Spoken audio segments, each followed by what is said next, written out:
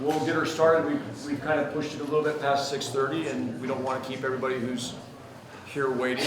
Welcome again, and it's such a pleasure to have of each of you coming to these lectures. I hope you're getting as much out of them as well. I'm certainly enjoying them. The level of knowledge and wisdom from these. Well, it's helping in my own teaching. So my students think I'm smarter, which is good. Thank you. I need that pat on the back every once in a while. No, but thank you so much. My name is David Barker. I'm the program chair here for the architecture program at UVU. And we're just thrilled tonight to have our guest lecturer here. I'll let Paul introduce him, of course. And again, we're very grateful for our relationship with the Institute of Classical Architecture, the Utah chapter, Classical Architecture. We're just very grateful for those folks. A majority of people in this audience are students in our program. Some of those are in the first year, the second year, and some are in our third year. For those in the second year who are finishing up their associate's degree, I'll put this on our website and I'll put this on social media as well. But many of you are asking questions about how to apply or matriculate to the next level, to the upper division classes. But next Wednesday, which is the 19th, at 5:30, we will be hosting myself, Professor Rowe, and Professor Snyder. We'll be hosting an application and portfolio question-answer workshop. Make all your dreams come true, trying to help whatever we can on that. But like I said, I'll put it up on our webpage and social media, so please look for that if you're interested in applying for the fall 2020 cohort. Okay. Any questions on that at all? Excellent. I'm going to turn the time over to our partner here, Paul Monson with the Institute of Classical Architecture and Art. He'll introduce our guest speaker for the night. And if you haven't been watching the news about architecture, especially classical architecture, it's been in the news a lot as of late. There's been some decisions coming out of Washington, D.C., and some rebuttals and rebukes from the media, which are quite interesting, and they involve our profession very, very much. And so Paul's going to kind of address a little bit of that as well. So thank you. Thank you very much, David. Welcome to all of you. It's great to see these big crowds for our lectures. I mean, who comes to a lecture about architecture? Our community does, and I'm grateful to see you. I feel like there's an energy here at UVU, and I'm grateful to be a part of it. Thank you, David. I'm grateful to our speaker tonight, Matt McNicholas, who's come all the way from Chicago to give this lecture tonight. You may be aware that he's teaching a two-part course over the next 2 days. Tomorrow's class is going to be here at UVU. I believe it's all sold out. But if you're still interested in taking a more hands-on class from him, there are some seats left for the Friday course, which is up in Salt Lake City at FFKR Architects from 9 to 4. If you want to try to practice some of the principles that he's going to talk about tonight.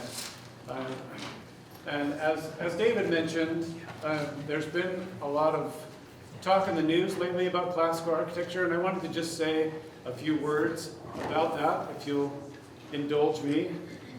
And in order to talk about that, I kind of need to take off my official ICAA Utah president hat and just talk to you as a practicing architect.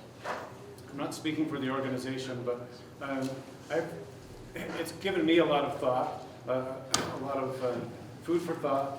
And if you're not aware of what has happened, according to the magazine Architectural Record, the White House is planning on issuing an executive order that classical architecture shall be the preferred and default style for all federal buildings going forward.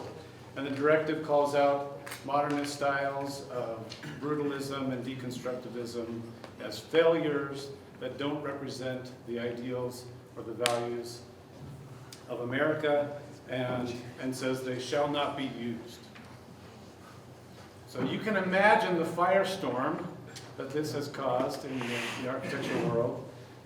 To me, as a classicist, on the one hand, this is great news. This is like too good to be true great news, right? The classical tradition has been ignored for a couple of generations, and the results are not pretty. I get to experience the results every time I drive down here on I-15. But classicism has a track record of thousands of years of creating interesting, amazing places that people love all over the world. It isn't the caricature, that the avant-garde criticizes. It isn't Disneyland or fake architecture, and it isn't racist or fascist, just as modernism is not communist. The classical is the pursuit of what is enduring and what is timeless and what is beautiful. And what could be more sustainable than that? Or, in the long run, a better use of tax dollars. The classical is a set of design principles that are incredibly rigorous, humane, creative, and forward-thinking, including the principle of ornament that Matt will talk about tonight. We don't have time to rehash the debate here tonight, but to me, it's common sense why classical architecture has been the default architectural mode for centuries, and why the modernist experiment has failed in many ways. But, on the other hand,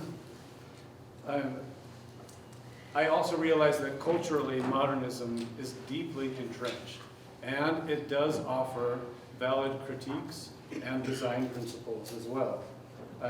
I'm with the majority of people who are wary of any government mandates regarding architecture. But I do think that a client should have some say in what their buildings look like. These are people, after all, who need to work in these buildings, in these modernist buildings, like the HUD headquarters, for example, that one director of HUD described as 10 stories of basement.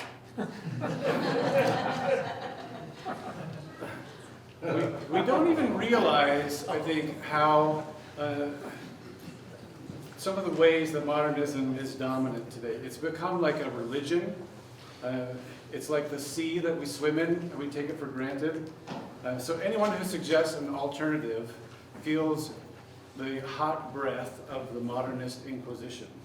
And I won't share any quotes, but it has gotten quite nasty, and I think a call for civility is in order. Bottom line, classical and traditional architecture is not a style. It's a different sea to swim in. It's a different way of approaching an architectural problem. It's a big umbrella. Our first lecture in this series was by Josh Probert, who talked about all of these different styles in Victorian architecture, East Lake, shingle style, Gothic revival. All of these are different flavors of traditional architecture, all under the umbrella. And every culture has its classical tradition, from Japan and China, Africa and the Middle East. And ours goes through Greece and Rome and draws from all of the cultures that make up our diverse country. And I think the White House order allows for all this tradition as it encourages buildings to relate to the history of their place. All that said, I'll end with the official statement from the ICAA, so I'll put my ICAA hat back on and read what our executive committee has written as a public statement. Quote, "The Institute of Classical Architecture and Art stands opposed to any government-mandated style for federal buildings and any dictate that narrows public discourse in the design of civic architecture. Classical architecture is not a style, but is a humanistic approach to making buildings and civic spaces. Through its nonprofit education programs, the ICAA advances the practice, appreciation, and understanding of the principles of classical architecture. These principles, when used in a free and democratic process, support designs and buildings that are enduring and sustainable, that celebrate the diversity of regional expression, and most importantly, reflect the aspirations of the communities which they serve. Only if understood and practiced in this way can we turn to classical architecture to inspire us, and in so doing, raise the human condition. So there you have it. Some things to think about. I would like to introduce our speaker tonight. Matt McNicholas is a principal with McNicholas Architects, MGLM in Chicago. He regularly conceives and executes ornamental and decorative programs and designs for all building types, and has served extensively as a thematic, decorative, and ornamental consultant. A published and awarded artist and designer, he also currently heads the Facilities Committee for Louis Sullivan's Auditorium Theater, and regularly acts as an expert witness in architectural copyright litigation. Matt is a graduate of the University of Notre Dame, where he received his Bachelor of Architecture and Masters of Architecture Design and Urbanism, and holds a certificate in neuroscience for architecture from the New School of Architecture and Design. Please give a warm welcome to Matt McNicholas.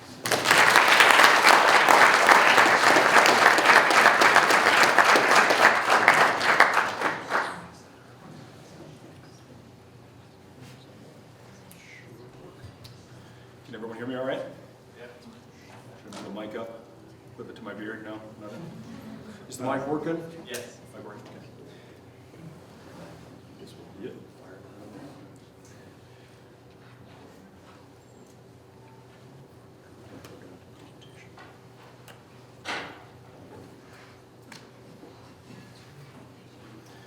All right, well, thank you very much for coming out this evening to hear a little bit more on a topic that I'm extremely passionate about. Thank you very much to the Utah chapter of the ICAA, Paul, to Brandon and David, UVU, for having me as well. I can go on for hours about this, so I'll try to limit it to 4. Is everyone okay with 4 hours of lecture late in the evening? But without further ado, then I'll jump right into it. So you may be wondering about this title, Ornament and Virtue here. You know, that's in direct opposition to the what I call the insane pamphlet that was issued by Adolf Loos called Ornament and Crime around the turn of the last century, a thought virus that was introduced, which I think kind of resulted in a lot of what we are experiencing now with regard to our built environment. But expanding on ornament and virtue a little, I think some definitions are in order. So first up, virtue. Virtue can be defined as a quality considered morally good or desirable. Aristotle defines virtue as a disposition to behave in the right manner and as a mean between extremes of deficiency and excess, which are vices. So using that frame, I think Aristotle would define both Rococo and modernism as vices. So how do we define ornament? The root of the word ornament is the Latin word ornare, which means to confer honor or grace. Architectural ornament is that which, when used properly, will make a building beautiful. It can be anything from simple moldings that manipulate light to column capitals and bases, to sculpture, relief, and decorative painting, art glass and material patterns, metalwork and stonework, tile work, mosaics, woodwork, list goes on. Unfortunately, it's also something that is eliminated early in the cost-cutting phase of any project, if not outright excluded before the project even begins. And so it's my hope that this presentation will give you some tools in an effort to demand and advocate for ornament, to apply it appropriately and ultimately keep it in every project, not least because of how it impacts us all on a cognitive level. So one more note before beginning. I'd like to be very clear. Without ornament, architecture is reduced to simple building or structure. It's the functional equivalent of what animals or insects create. In fact, sometimes it goes so far as to imitate those structures directly, as if we're the same as animals, that our experience of the world is the same as an animal's experience of the world, and that our architecture need not give us anything more than what branches give to beavers or what mud, dung, and saliva give to termites. All right, so I'll start with sort of a seminal moment in my journey, the genesis of the research I've done. About 15 years ago, I was in graduate school at the University of Notre Dame. The Irish's biggest rival, USC, is coming to town. They're I see the peace sign up there. Is that? I know. I joke. It's a healthy rivalry. So you won't like this next bit then, probably. But, USC is ranked #1. They're riding a 27-game win streak. They're coming to town to fight to take on the 9th-ranked Irish. And more than 100,000 people have descended upon campus for the game. We had some friends in town, and we decided to take them around early on Saturday to see some of the pomp and circumstance on a big game day. And so we headed over to we headed over to main building before these kind of crowds appear. This is when the trumpeters arrive. What shocked me is that the building was crawling with USC fans. Frankly, way more red and yellow than I was comfortable with. And what's more is that they were taking pictures. So I stood for a bit and watched these rivals of ours marvel at the ornamental flourishes in the building. You know, they're taking pictures of the decorative painting, the intricate mosaic floors, the fantastic woodwork, these wall tapestries that include these little hidden delights, and the tassels such as Kermit and the Hula Girl, a bowling pin and a fishing lure, these little secret flourishes that were added by the artisans as they got bored as they're painting the tassels. And they've subsequently become big fan favorites, so you can kind of see how Kermit's a little worn out there from the touching. Go up and rub his belly. So it forced me to wonder what compels people with a professed hatred to overlook that emotion in admiration of some buildings. I mean, these people hate Notre Dame, but they love the architecture. It didn't seem to jive. And skip the slide there. You know, why do these rival fans say things like, quote, the outside of main building is unbelievably beautiful and the inside is equally beautiful, and not only take photos of this architecture, but share them. This is from an online blog called Trojan Candy.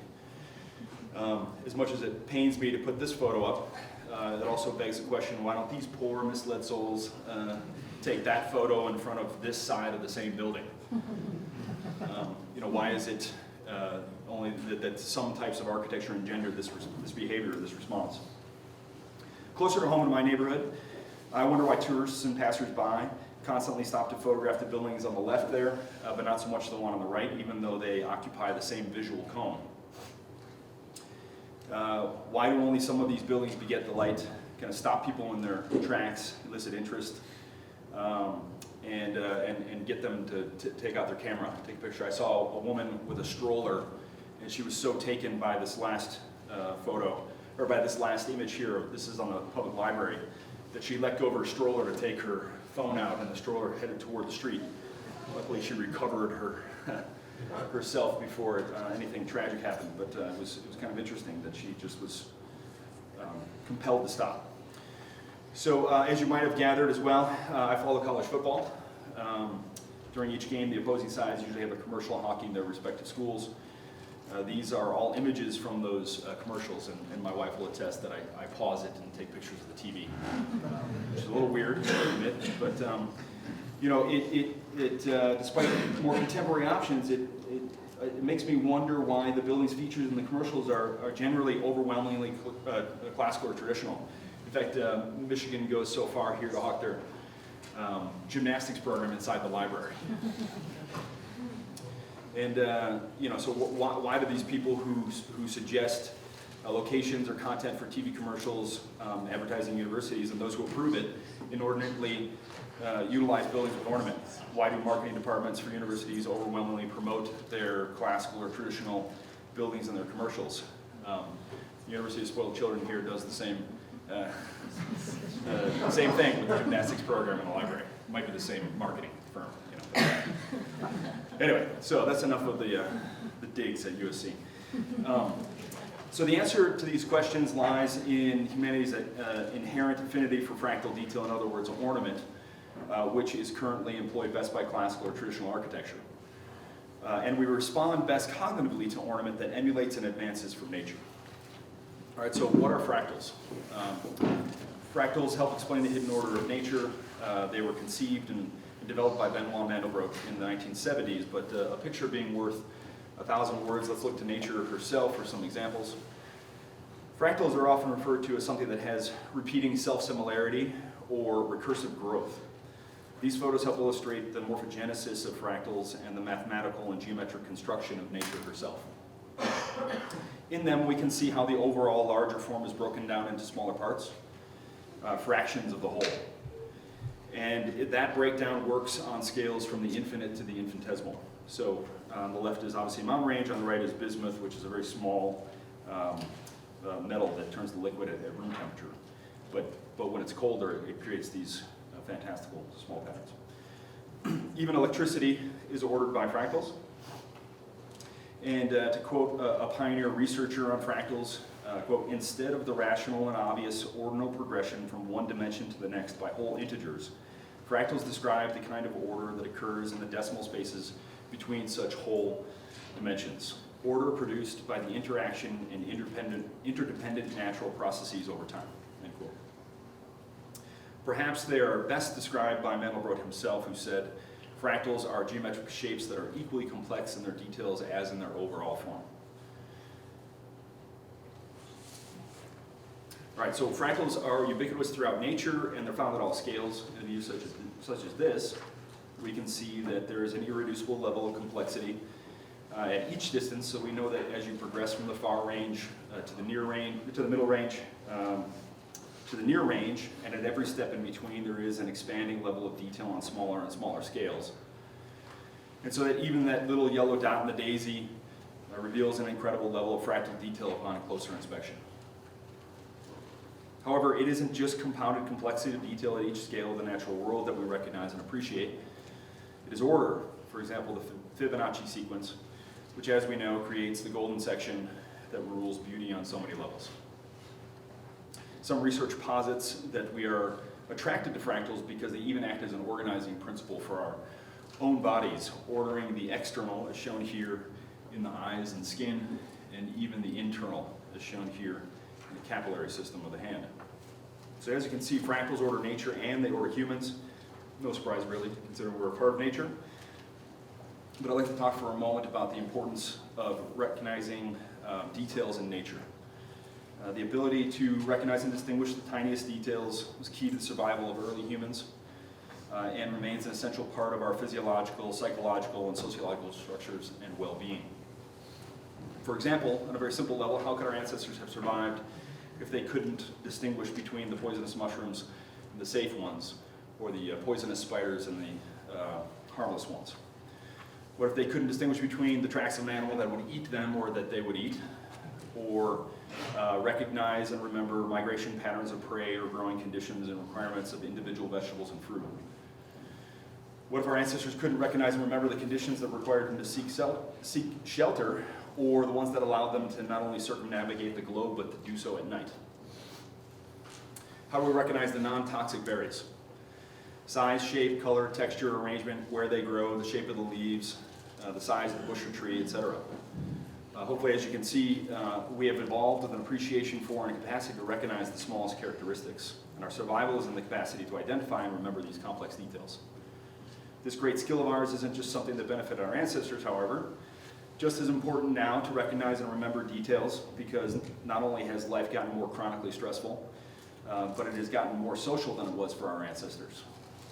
Understanding, judging, and remembering reactions of intent, even the smallest nonverbal and subconscious signals given in the form of micro-expressions, fractions of an expression, are keys to effective social navigation, communication, and personal and professional relationships.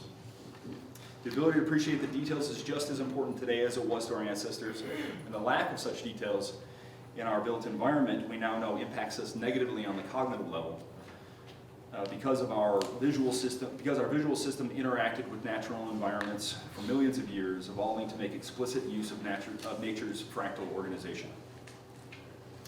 So classical and traditional architecture evolved from principles of nature, but it also evolved responding to our nature and our facility for recognizing and distinguishing the details. Starting with the module, classical architecture is organized by proportional relationships, and many respected theorists, writers, and historians tell us how the orders manifested from specific corporeal forms. Vitruvius instructs on composition, saying it should have, quote, an exact system of correspondence to the likeness of a well-formed human being. We all have opinions on what constitutes a well-formed human being, but I think, there will be some things we generally agree on. We even have categories for the blurred line between architecture and the human form, with caryatids, telemons, atlantes, and Persians, Perm figures as well. However, too often we overlook and ignore the finely scaled detail reflected in nature herself, while settling for accurate proportions in the overall form. So don't get me wrong, proportion is extremely important, and no amount of ornament can mitigate, bankrupt form. But scientific discoveries and research shows us that the impact, be it positive or negative, of architecture on our physiological and psychological well-being goes far beyond proportions. All the smaller details necessary for beauty and refinement are also fractions in a true fractal sense of the module. In the same way that a stamen is a fractal of the flower and the leaf is a fractal of the tree. So it's not just the overall organization and ordering system, but rather the fractal scale details, that is to say the ornament, not simply proportion of materials that imbues beauty and distinguishes classical and traditional architecture from alternatives. Whether or not it was done consciously, elements of classical and traditional architecture were designed along the principles of fractal compositions before they were even discovered. So on the left here we have the cosmati patterns that you can find throughout Italy, and on the right you have a Koch, for example, a Koch snowflake from 1904, which is a mathematical pattern or a mathematical algorithm that results in a similar form that they were creating 700 years prior. Similar here, Cosmati and the Sierpinski triangle of 1915. And then you have another, the Julia set formed in the 20th century and in another Cosmati pattern. So I could compare these endlessly, but let's look at an updated pair highlighting some contrast. And I swear I didn't set this up based on the recent order or potentially executive order federal buildings. But here we have comparison of fractal scale detailing between the Marquette building in Chicago and the Kluzinski Federal Building by the hypocritical charlatan Mies van der Rohe. So, if you don't believe me in that, just read his obituary in the New York Times, and you'll see how much he advocated this kind of architecture while living an opposite lifestyle. One more about hand-stitched things and wingback chairs and lots of classical detailing to surround himself with. He even lived in an 18th century row house in Chicago. So, all right. So this, both of these buildings exist on Federal Plaza in Chicago, and they give us an opportunity to observe the buildings at the same distance in the same setting. As we progress closer, we can see the organization of the overall building around the main structural lines. Getting closer, we start to make out some of the smaller details on the Marquette, while the Federal Building does not increase in complexity, but instead generally relies on reflection of the buildings around it to add detail and interest. Its own single ornamental piece, actually, Mies van der Rohe did use ornament, is that thin external section that's applied on the exterior of the building, which you can see better in this photo on the right. So at this distance, the Marquette is now revealing more of its character with a textured and rusticated base and the patterns and the frieze and the string course. In this shot of the Kluzinski, we can see the principal detailing behind the canned lights aligned with the applied external sections there. As we get even closer, the Marquette shows its rusticated base to be covered with a guilloche pattern and a rope detail around the storefront. For the Federal Building, at this distance, we get to see how little thought was put into the difference between the interior and the exterior. Closer still, we get a finer texture yet on the base for the Marquette. And here's where we find the piece de resistance for the Federal Building. It's a extremely well detailed gloss paint strip and wide mastic joint at the base of the structure. I highlight that joint because it's so big that it could kill a small bird. And sadly, I've seen that happen. And in my opinion, the only thing worse than a lack of detail is a lack of detail that kills. So that's really where the detail on the Federal Building stops. But we continue with Marquette, noticing the raking of the terracotta, showing us the care and attention imbued into it by its creator.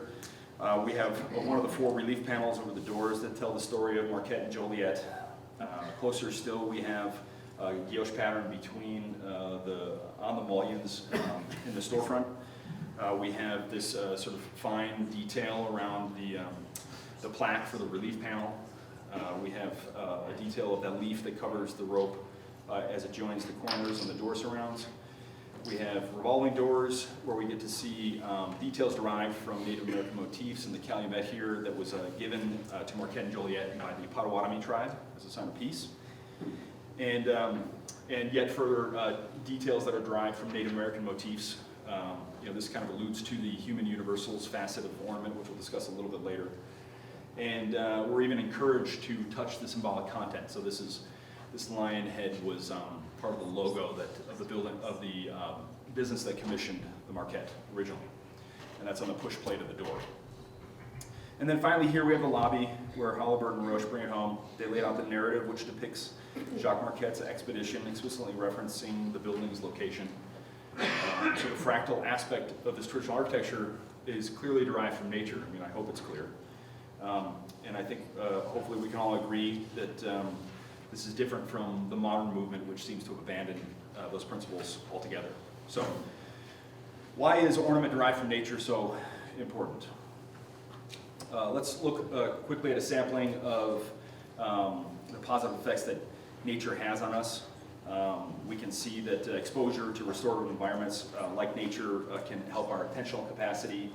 There are psychological benefits of having plants around us. Nature can reset our minds and bodies. In fact, notably from 2004 to 2012, the Japanese officials spent about $4 million studying the physiological and psychological effects of nature on people. The study concluded that exposure to nature promotes, quote, lower concentrations of cortisol, lower pulse rate, lower blood pressure, greater parasympathetic nerve activity, and lower sympathetic nerve activity than does city environments. So hopefully you can all see that nature is beneficial in many ways, especially in stress reduction. Let's take a moment to consider what stress does to us. So you can thank my wife Elizabeth for this image. I don't know how she created it, but it's a little distressing to me. In a few words, stress can be described as an environmental strain upon bodily systems. I think we all know how that feels. But there are generally three accepted types of stress, and those are known as acute, episodic, and chronic. So here they are. The acute stressor is that singular and often unexpected event, like the loss of a loved one or a cheetah attack. Episodic would be a repeated everyday life, really, for most of us, where we have issues with, recurring stressors with regard to our work schedule, our finances, deadlines, interpersonal relationships, politics, climate, healthcare, et cetera. The case can be made that episodic stress, if ongoing, devolves into a chronic situation, which, as you can see here, is an ongoing illness or dire working, living conditions, abusive relationship, a bad living environment, et cetera. And all of these are amplified by our built environment, which works as this backdrop to increase stress or decrease it. So what are some of the effects of stress on the body? Episodic and chronic stress can affect your brain, suppress your thyroid, cause blood sugar imbalances, decrease bone density and muscle tissue, raise blood pressure, reduce your immunity and ability to heal, increase fat deposits around your abdomen that are associated with heart attacks, strokes, and elevated bad cholesterol. Here you can see that it also causes premature aging. I think I'm a good example of that.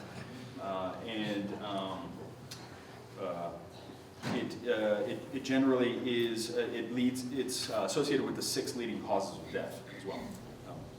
What I'm more interested in, though, is the impact that stress has on our brain and consequently on our cognitive abilities and our interpersonal interactions.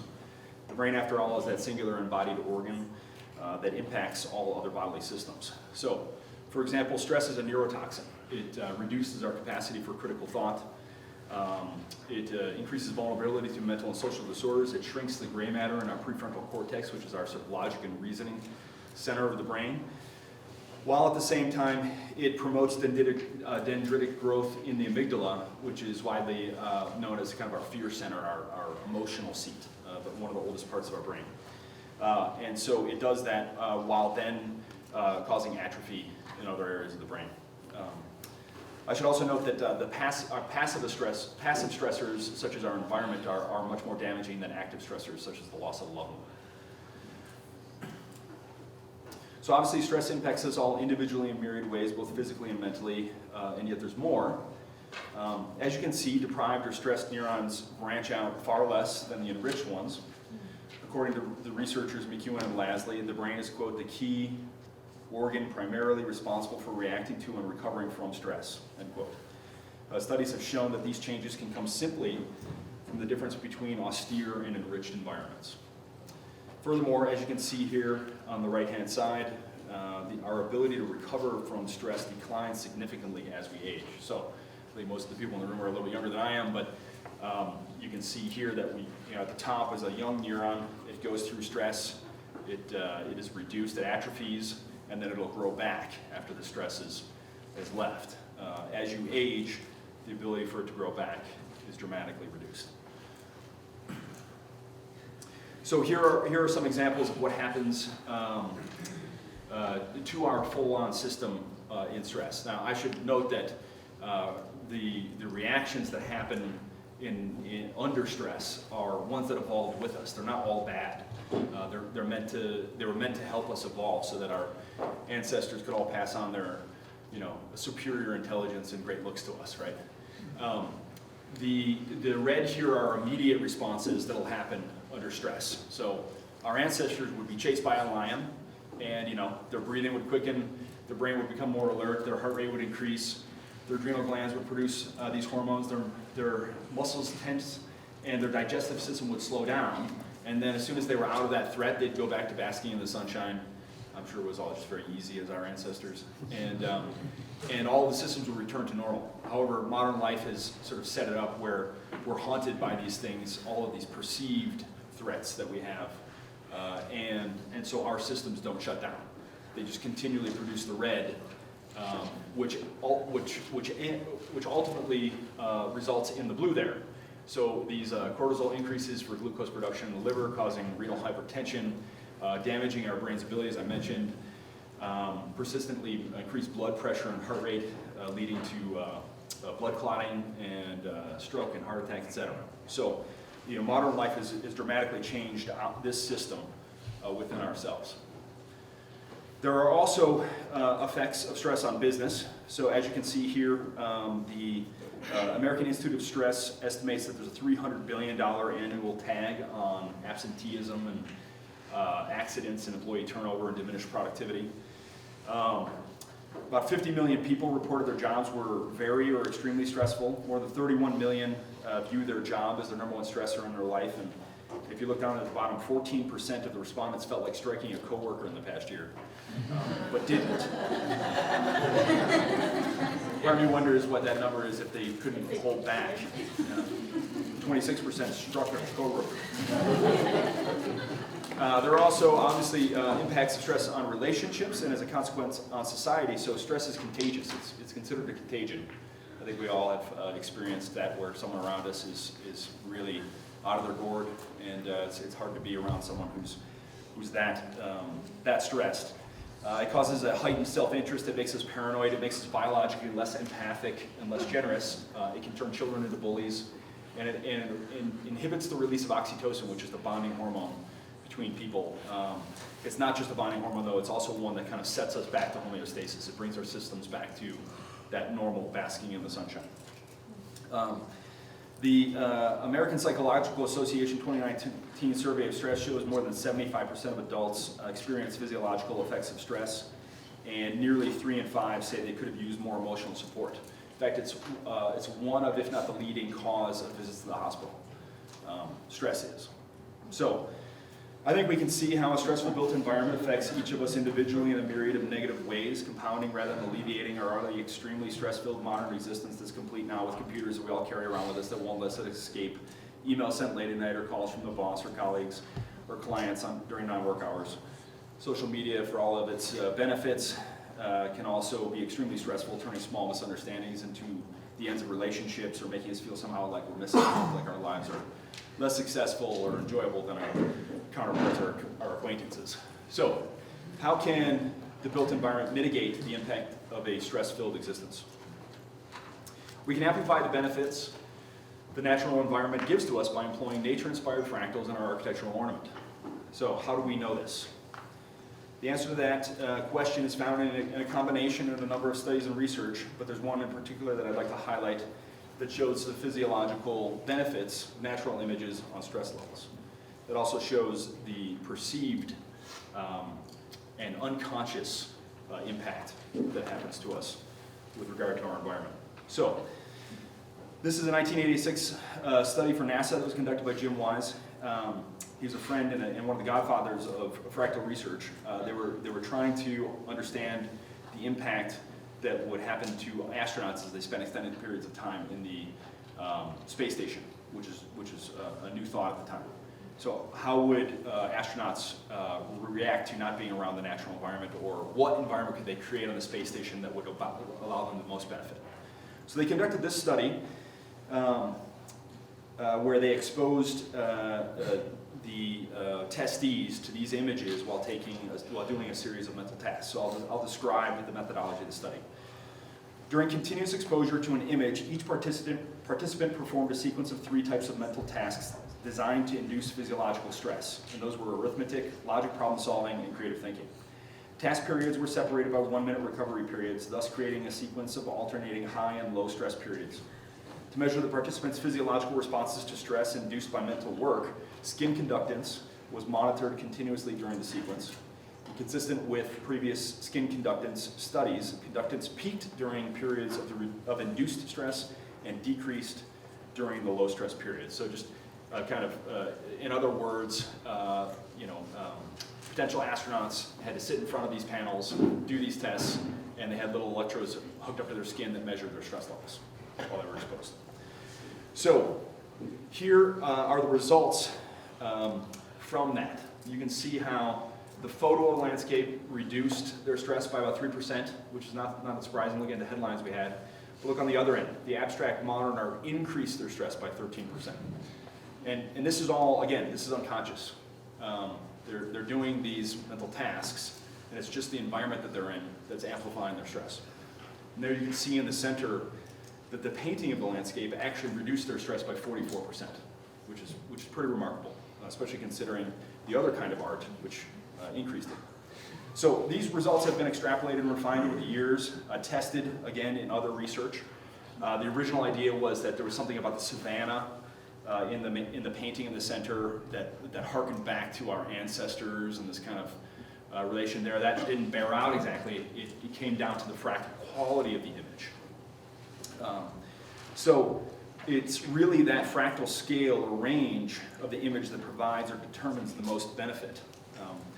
So that's really no surprise, honestly, right? Because humanity has literally been creating ornament for centuries, and I think that's part of the reaction, why we do it. So here's a little bit more research. I won't read through it all, but really the gist of it is that science is beginning to show us why that ornament is so good for us, because it inherently reduces stress, it eases cognitive burden, and it facilitates homeostasis.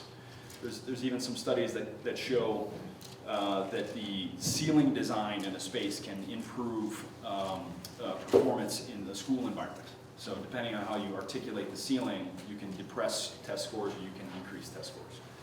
Just that way. This note from Richard Taylor, who's another neuroscientist researching fractals. He says, quote, "Naturalness alone of the image is not sufficient to produce the desired effect.